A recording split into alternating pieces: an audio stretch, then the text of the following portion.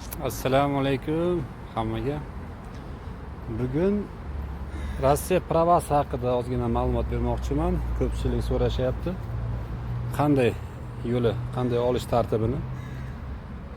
Hozirgi kunda Rossiya pravasi o'zingizni, masalan, O'zbekiston, Tojikiston водительский правайz bo'lsa, faqat ekzamen topshirasiz.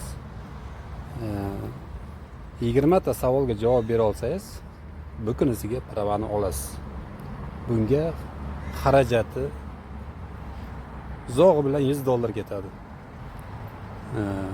Onun uchun birinchi o'rinda o'sha водительский pasport, tarjimai holi, perevod, keyin medkomissiyadan o'tasiz va госпошлина to'laysiz. 2000 rubl bo'ldi. Va sizga o'sha ekzamen kunini belgilaydi. Ekzamen sizga 3 marta papitka beradi, 3 marta. Birinchi martasida o'ta olsangiz, shuzur, bu kuningizga prava sразу chiqarib berishadi.